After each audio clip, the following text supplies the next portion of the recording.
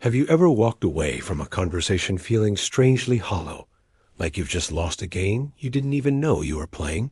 Have you ever found yourself agreeing to something you logically hated, only to wonder an hour later why your mouth said yes, while your heart was screaming no? We like to believe we are the masters of our own minds, captains of our own logic, but the truth is far more unsettling.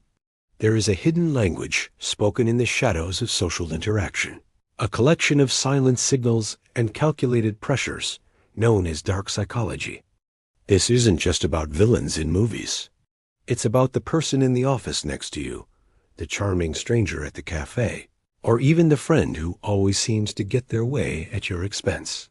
Today, we are stepping through the portal to deconstruct the mechanics of influence, and we are going to do it by following the story of a man named Elias. Elias was the kind of person you describe as successful, but perpetually exhausted. He worked as a senior analyst at a firm where the air felt thick with unspoken competition.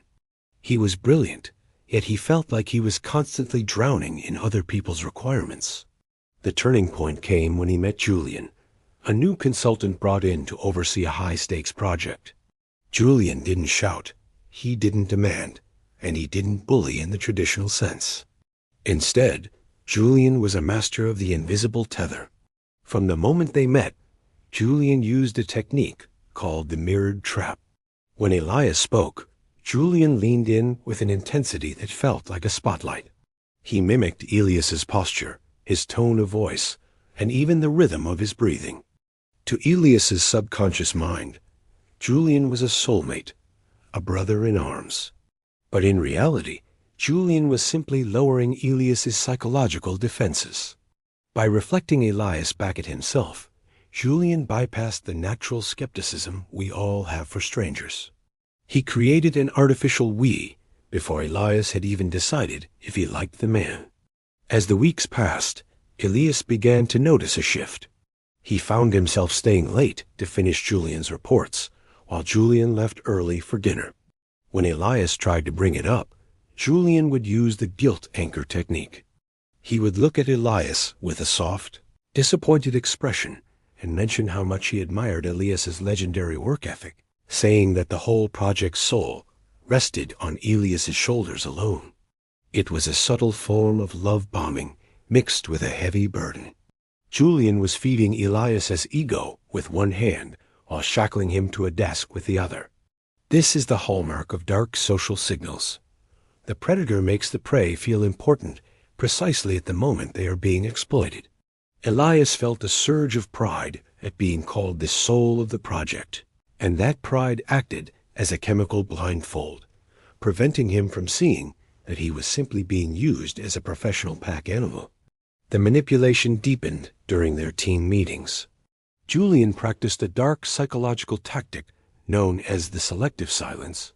In the middle of a discussion, Julian would ask Elias a question, and then, regardless of how Elias answered, Julian would simply stare at him for 5 seconds too long, without blinking or nodding. In human psychology, silence is a vacuum that we are biologically wired to fill. The discomfort of that quiet space made Elias feel like he had said something foolish. To stop the internal panic, Elias would keep talking, revealing more information, offering more concessions, and eventually over-explaining himself until he had essentially talked himself into a corner. Julian didn't have to argue. He let Elias's own social anxiety do the work for him.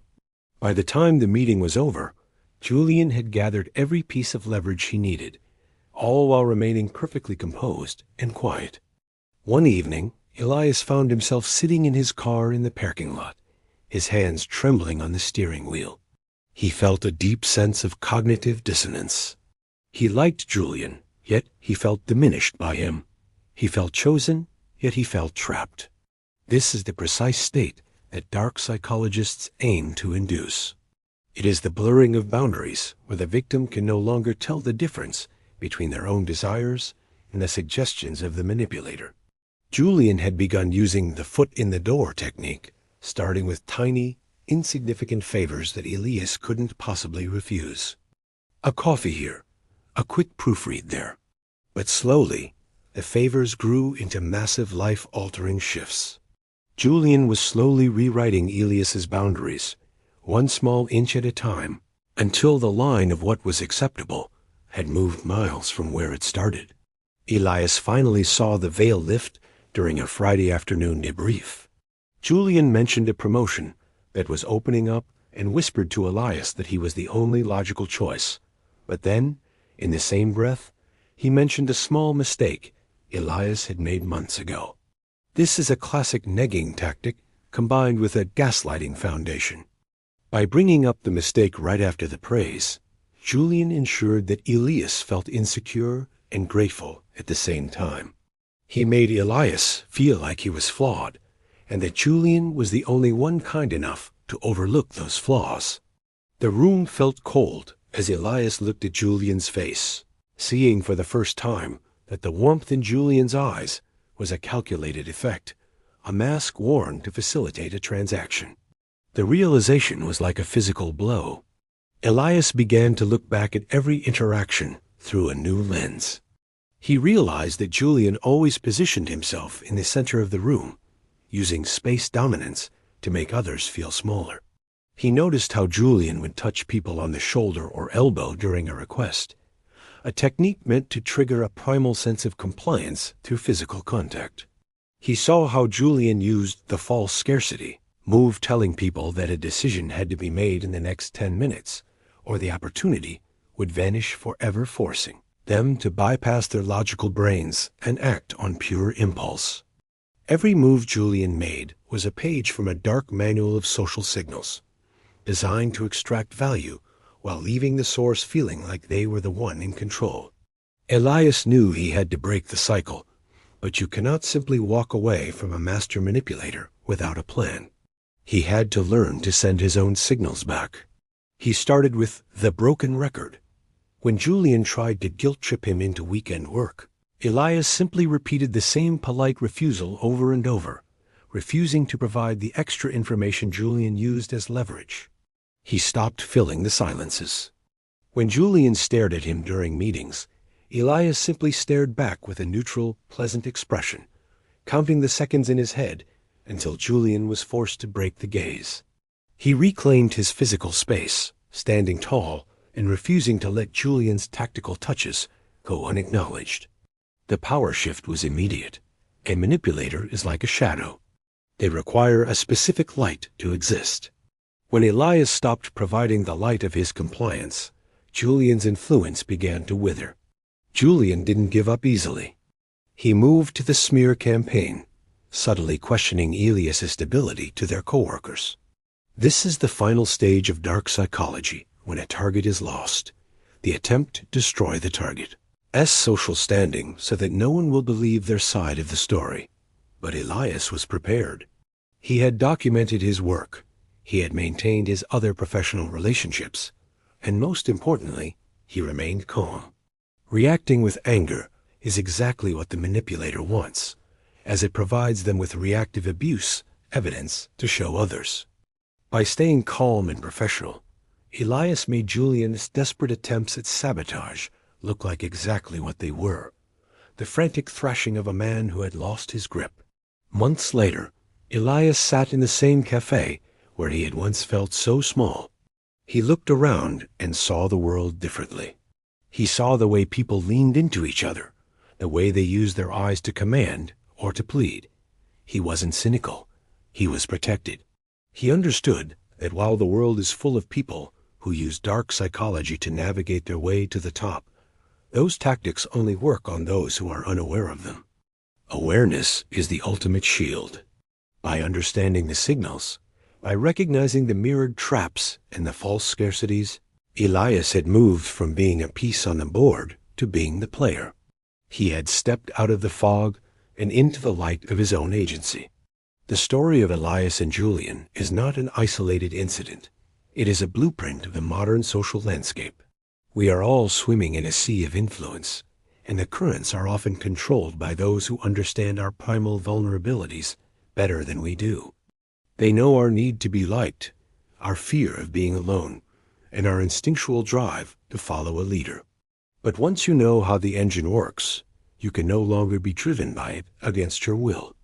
You can see the hand reaching for the lever.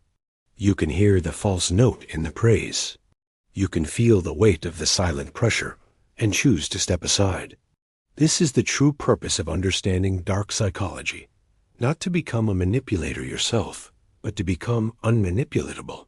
As you move through your day, pay attention to the small things. Notice who makes you feel tired after a 5-minute talk. Notice who always makes you feel like you owe them something, even when you don't. Watch for the mirror, the silence, and the touch. These are the tools of the trade. But remember, the portal only opens for those who are willing to look at the truth, even when it's uncomfortable. Your mind is your most private and powerful sanctuary.